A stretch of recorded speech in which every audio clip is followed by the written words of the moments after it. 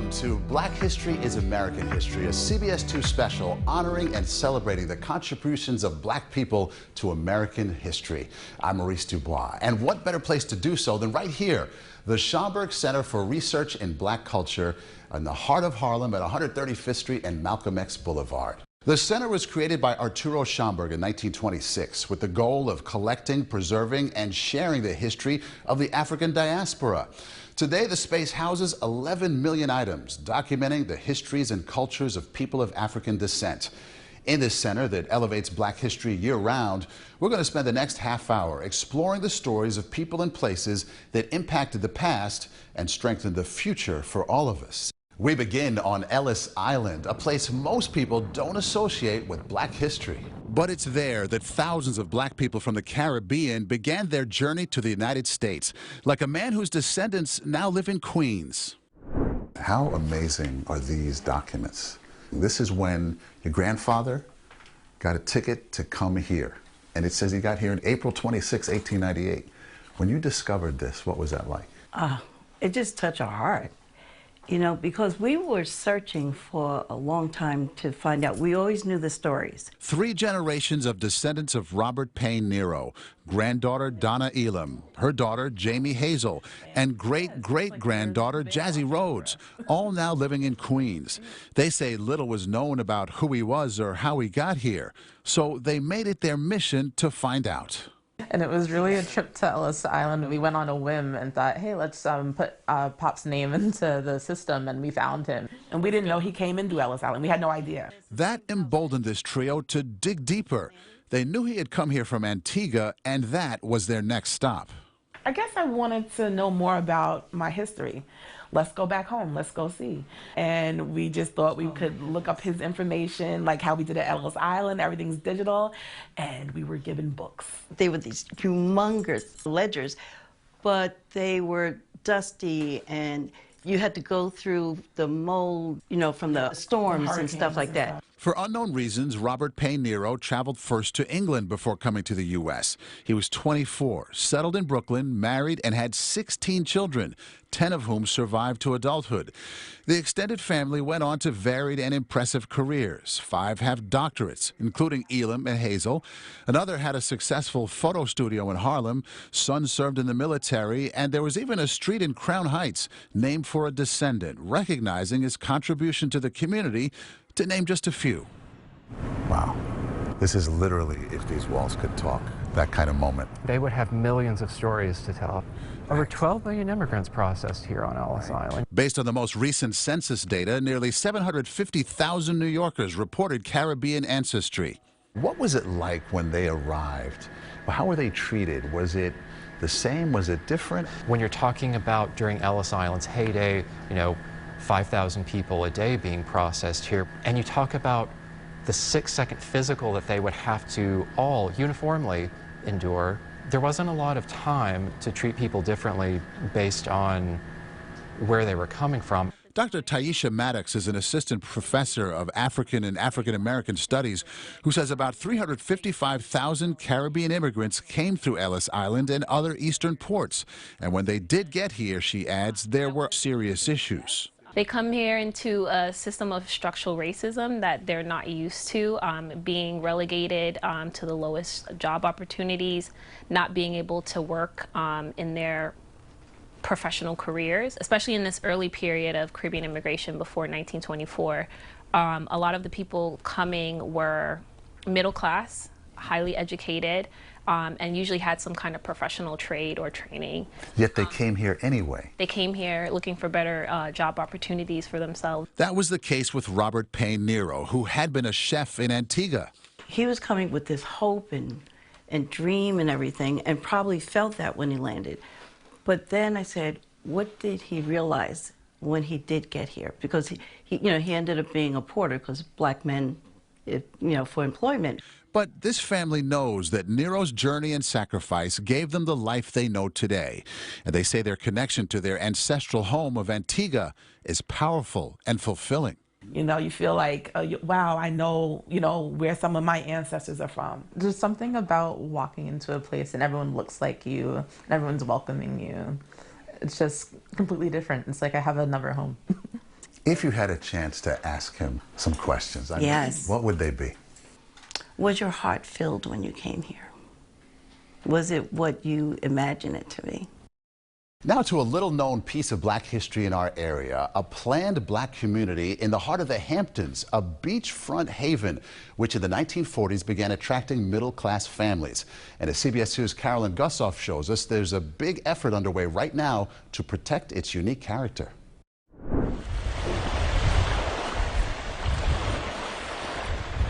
There's this beautiful oasis, lots of $50 each. 80-year-old retired attorney Ed Dudley still lives in the summer home his parents bought in 1953. His father was the first black U.S. ambassador, a Manhattan borough president. His mother, a teacher. As a child, Dudley would find a safe harbor on the shores of Sag Harbor. It was a whole different world because there were other middle-class blacks, and we started having a social network. His parents were among the trailblazers to find respite in one of the nation's first planned summer communities by and for people of color. I was the only black male in my class. And here, there were nothing but black boys and girls to play with. It was just wonderful. Racism and redlining barred blacks from mortgages and access to other beach resorts. In 1947, two sisters partnered with the landowner Daniel Gale, who was struggling to sell what was then undesirable woodland. They enabled ownership. The enclaves of Sag Harbor Hills, Azure Rest, and Nineveh would flourish into a beloved Mecca. Here, you could have a beach front deeded to your property. You could leave your door open and not be afraid of the threat of the Ku Klux Klan, which was very prevalent, even out here on Long Island. They would attract a who's who of black elite. Politicians, corporate CEOs, and heads of companies. And then you have the best of the best in terms of entertainment. And it was known as one of the areas that you were safe, not to be called named, not to be in a fishbowl. Generations of families have congregated here, enjoying a treasured lifestyle, a strong sense of community and belonging. This is history worth saving in that this is a unique history and part of the American history of the mid-1900s in the post-Jim Crow, post-World War II environment where African Americans were not allowed for recreational or other purposes just to live. In many areas, there were covenants. A formed, planned community of people who are middle class and upper middle class, African Americans, family oriented, on probably the most primo Bayside beach in the Hamptons, where we're being flooded by people with too much money who want to build too big houses. Developers have discovered these undervalued homes steps from the beach. Then they knock it down and build McMansions. Taxes are going up, the values will go up over time, then those who live there for generations are sometimes almost forced out. Some residents naming the communities the acronym SANS are working to preserve its special history, earning state and national landmark status. The village of Sag Harbor recently adopted special zoning, which provides some protections, but some believe the village must do more. The best possible tool for preservation that we have is a historic district. An historic district would stop unlimited demolition, which some say is altering its character. But there's disagreement over how far preservation should go. If a home is designated historic, then it falls under strict rules of guidelines, federal guidelines, an act of Congress. Steve Williams lives in the house his father built, a property owners association president. He says most of the 330 owners want to retain the right to modify their homes as they please and benefit from market demands. What needs to be preserved is the spirit of the neighborhood, not a cold building. We cannot keep buyers from buying, but we do have the authority and the will and the responsibility to keep the history. We need to make sure that this place exists so that it will never happen again, where everybody just wants to have the same thing, to have a fruitful and whole life. SANS, also known as historically black beach communities, is one of the last remaining in the nation. Others have succumbed to development. Public meetings with village officials will determine next steps. But there is agreement this community is historic and worthy of protection. It's a place for my kids and my grandkids to feel comfortable and to see other kids just like them. In Sag Harbor Hills, Long Island, Carolyn Gussoff, CBS 2 News. Another effort to preserve black history is underway in Brooklyn, where members of a secretive organization with ties to the Underground Railroad are working hard to save a Bed-Stuy mansion. CBS 2's Hannah Klieger with the story and the group's first television interview.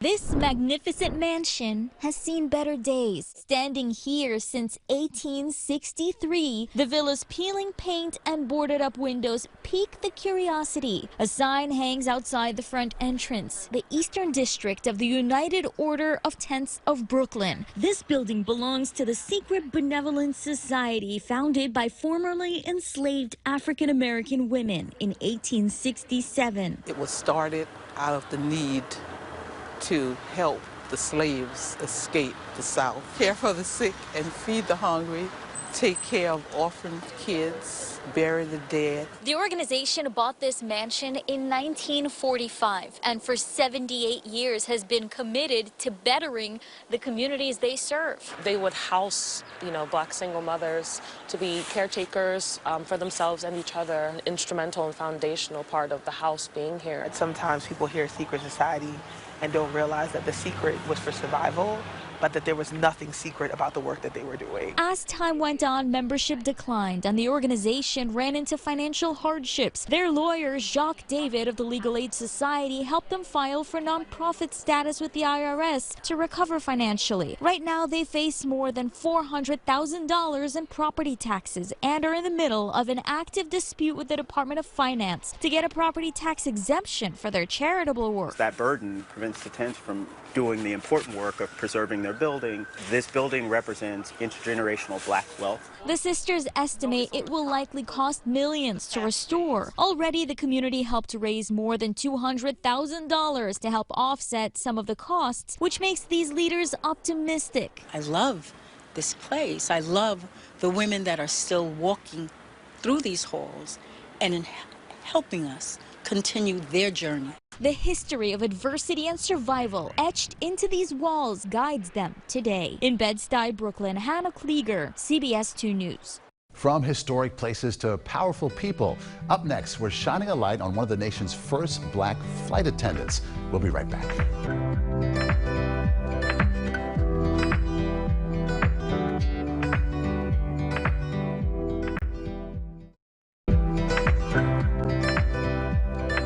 Welcome back to Black History is American History, a CBS 2 special presentation. We're here at the Schomburg Center in Harlem to highlight the contributions of black Americans to our country's history, like Virginia Johnson, who started her career at Dance Theater of Harlem more than 5 decades ago. CBS 2's Jessie Mitchell now with more on her trailblazing career. In 1969, Arthur Mitchell, who broke barriers as the first black principal at New York City Ballet, created a company for dancers of all colors. Virginia Johnson was among the first to join Dance Theater of Harlem, having faced her own challenges breaking into the industry. I didn't want to be given a chance to do this because I was black, but because I really could do it best. The team toured around the world. Many watching had never experienced this kind of cast. It's really exceptional because I remember the first time I saw Dance Theater of Harlem and my life was changed forever, because just seeing black and brown bodies on stage in such a graceful element is so beautiful. But in 2004, the tour took a financially forced hiatus, keeping audiences from the awe-inspiring performances, until 2013, when Mitchell enlisted the help of Johnson once again, handing over the helm of artistic director. It helps if you can see the encouragement of someone like you in front of you, but you don't need that. What you need is the engine inside of you being strongest, being able to say, I don't see anybody like that, but I know that I belong there, and going for it. After 12 years of revived success, Johnson finally feels ready to retire.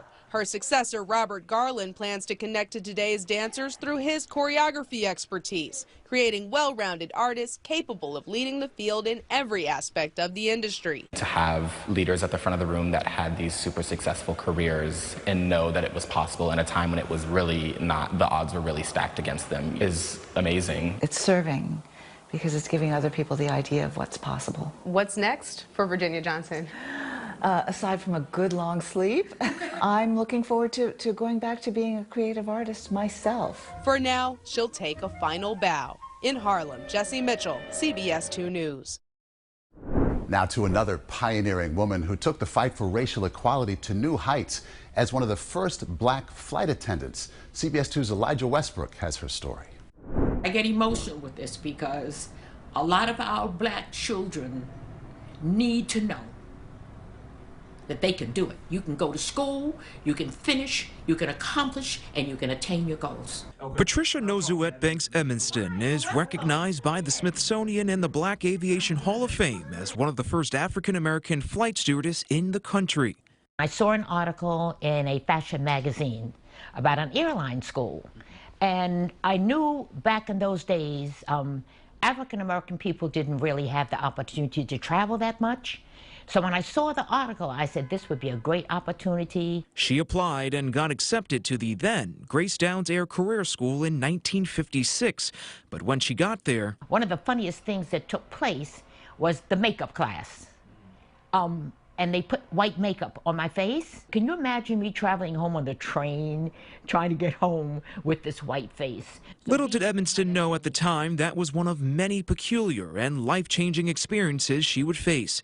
Edmonston graduated with high marks from Grace Downs that same year before applying for a flight attendant position at Trans World, Mohawk, and Capital Airlines. But she was informed by a chief hostess at Capital Airlines that the company did not hire black people in flight capacities. You don't know that this racism exists until you apply for a job. So how long did it take from the time you applied to you finally heard a response from any of the airlines that you mentioned? I didn't. Edmonston consulted with Adam Clayton Powell Jr. and filed a complaint against Capital Airlines with the New York State Commission Against Discrimination. In 1960, the state ruled in Edmonston's favor and ordered Capital Airlines to hire her within 30 days, or it would go to the Supreme Court. I began to get all kinds of letters. I was threatened to be raped. I was threatened to be murdered. It just got so that the police had to know my schedules. Through the hardship, Edmonston was credited as the first black person to work as a flight attendant on a commercial airline for a Southern carrier in 1960. What runs through your head when you hear just the historical weight of something like that? I think the most important part is that the barrier was broken, because I always said it didn't have to be me, but it was going to be a black woman. Patricia Nozuet Banks Edmonston soared above the clouds and made it possible for others to live their dreams and fly high. In the Bronx, Elijah Westbrook, CBS 2 News. Coming up, he was the first African-American to play for the New York Giants with an equally inspiring life off the field. The story of Emlyn Tennell, next on Black History is American History. We'll be right back.